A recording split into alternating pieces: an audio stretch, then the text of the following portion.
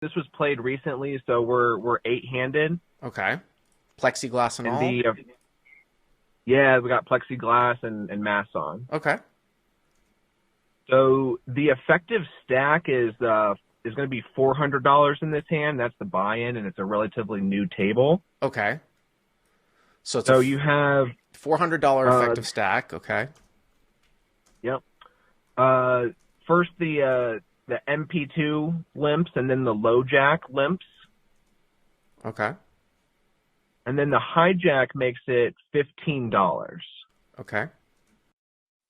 I'm in the big blind, and I decide to just call with pocket tens. So right off the bat here, obviously it's a low stakes live game. MP2 limps, low jack limps, hijack to 15. What's the standard? I always ask this question, but I think it's kind of telling about the strength of the person who's raising's pre-flop hand. If nobody were to enter the pot, what do people are usually raising to? So it's been like $7 to $10 at this table so far. $7 to $10, basically. So Yeah. So this was the largest pre-flop raise that I've seen so far. this is the largest pre-flop raise you've seen so far, and so the guy is adjusting basically to the fact that there's limpers. Okay, because one of the easiest things that you can do, actually, if you want to open up your game to three betting, is sometimes you will notice that when players will make it really small over a few limpers, it's not a strong hand. But here it just seems like a really, really slam dunk three bet. I mean, you've got two limpers in there. The hijack makes it 15. You want to incentivize, your hand would obviously prefer to get it heads up. If you call, I feel like these other two guys are going to call. It's going to be fairly hard to play. You're going to usually face overcard. So I would be three betting here. I really would be three betting Okay. here a lot. Okay. So I just called, and then the flop was a good one for me. So did the other guys come in too? Oh yeah, my bad. So the middle position two and the low jack, they both called. Yeah. See, that doesn't surprise me at all. So the pot looks like it's like $60, right? Yep, Four $60. times 15. Okay. So flop comes two of diamonds, five of hearts, and nine of hearts. Two of diamonds, five of hearts, nine of hearts. Okay. Yeah, and I found justification for something I don't get to do often, and that was I led into the pre-flop raiser for $40.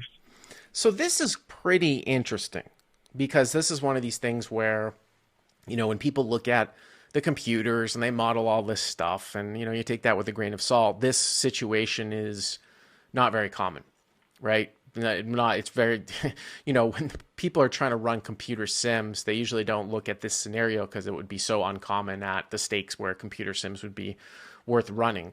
But in a scenario where it's limp, raise, you call, and now you've got this four-way pot, it's like you're in the big blind, so what's your leading range here? Now, I have led with some strong hands like sets and things like that.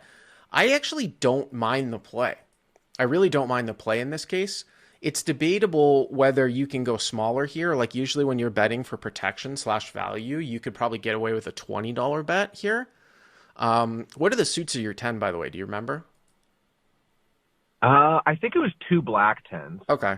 So I don't mind your lead here. I mean, like I said, I would have three bet pre, but I actually don't mind the lead. I think it's a little bit on the larger side, but okay, you bet 40.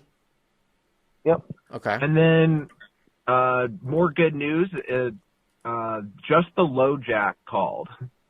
So not the pre-flop raiser. So fold, Correct. low jack calls, fold, right? Correct. Okay. Yep. So now the pot is 120, and this guy was the second limper, so he really shouldn't have anything really strong. I mean, obviously he could have a heart draw. It's nine of hearts, five of hearts, deuce of diamonds, of course. So, I mean, or he could have like a hand like 9x. I mean, I guess once in a while he could have flopped a set or something, but I like your spot here going to the turn for sure. Oh yeah, me too. I was feeling good. I was feeling good. And then the turn, more good news. It came to five of clubs. Okay. So now I'm thinking 9x because that makes another set unlikely here, right? Well, yes, it does make it makes a set unlikely, splits the combinations of three total sets of fives down to one for quads. Also, the five is not the front door suit on the flop, too, so you don't have to worry about 5x of hearts like if it was. So, more often than not, he's going to have a flush draw, a straight draw, or a 9x. Nice. Okay. Yeah. Yep. So that's what I was kind of thinking. I bet 65 on the turn and the low jack called again. 65 on the turn. I'm sorry, I put up 120. The pot's actually 140. So hero bets 65 and call. So you put in 130 now. So now it's 270. And if you started with 400, it looks like you've got about 300 left. So I would say probably right around a pot size bet. It looks like you've put in like 120 and start with 400. So you're a little bit under. So 9 of hearts, 5 of hearts, deuce of diamonds, 5 of clubs. You lead into the field for 40. Low jack calls, who's a limper. Turn, 5 of clubs. You bet 65. Low jack calls, pot's 270. Okay. River? River's the king of clubs. Okay. King of clubs. Okay. King of clubs. I decide I wanted to get value from 9x again, so I decided to bet $65 again. So you bet 65. Hero bet 65. Now, what I'll say here is, in terms of your sizing, I do think it's a little bit small, but this is why I wanted, like I said, this is a simple hand, but it brings up a very interesting sort of concept. Let me ask you, why did you decide not to check the river? Just because I felt like there was a lot more 9x than anything else that could call me. And if he has a king, he has a king. Well, the only real way that he's going to have a king, right, is if he had the king high hearts, right? Most likely. I mean, I guess once in a while you see live players like, over limp with king, queen off or call the flop, but he still has the pre-flop raiser behind him too. So it's not like he's closing the action. The guy would really, really have to be out there to have like king, jack, king, queen with no heart in it when the pre-flop raiser is behind him and you've led for 40. This is the basics of hand reading. So I agree with you there. What about those people that would say, well, just check call the river? Why not check call the river? Well, he's not going to bet his 9 with a king out there. Right. So just go check. Right. So he's going to check behind, right, with hands that he'll call your bet with. The other thing that I'll say, too, is that at this level, you're probably one of maybe the only one who would continue to make this bet and play the hand in this manner. Because of that, what I mean by that is so many people would go into a check call shell. Because of that, your opponent, even if he's not necessarily a thinking player, is going to be like, what is this guy betting? Like, there's another overcard here to a 9 that's come. To be perfectly honest with you, if I was in the field, I would call you down here pretty light. And the reason why I would call you down here light is because I wouldn't assume you'd be betting like ace 9 plus. And then I know that low live stakes players like to check at the end. So when you bet here against the general player pool at 1-2 and even up at 2-5, you are either representing a hand probably like trips plus, or you have a busted draw. So that is polarized. And if you are polarized in this spot, I'm going to call you down with 9x for sure. The other thing here is that, first of all, live players don't usually bluff enough, but I think it would be a really, really bad bluff here. I give live players a little bit more credit than people think, which is why I hate checking the river. I think that someone's not going to just blast away here with hearts. And the reason why is because if you check the river, you're going to call with 9x. You know what I'm saying? Like if you check here and a guy bets 160 with hearts, let's say you had taken this same line with ace 9.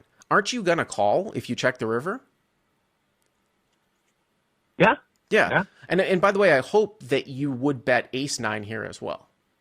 Ace 9 is just as good as a bet here as pocket 10s. You'd rather have 10s, so there's more combinations of 9x the guy could have, but ace 9 plays here, right? So I like the bet. I think it's a little bit small. One of the things that you might occasionally do here, like if you bet a quarter pot here, usually like the general robust approach of bet folding, but you may have induced here something. And I got to be perfectly honest with you.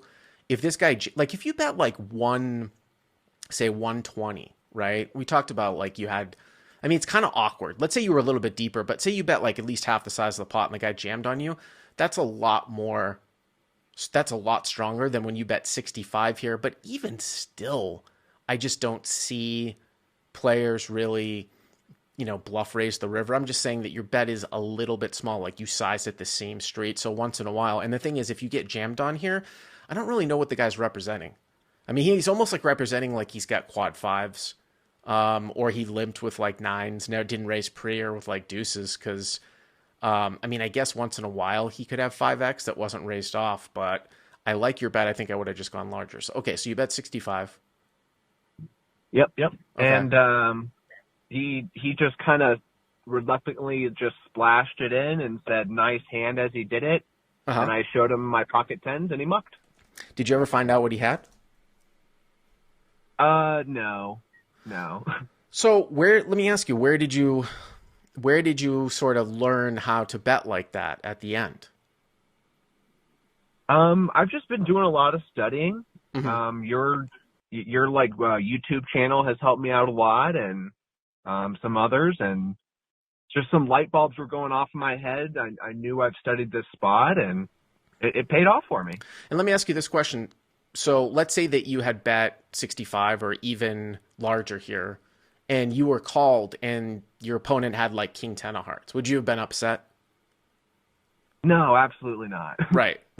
You shouldn't be, because your opponent is going to have king X of hearts. It's going to call you some of the time. But you know what? He's going to have more 9X.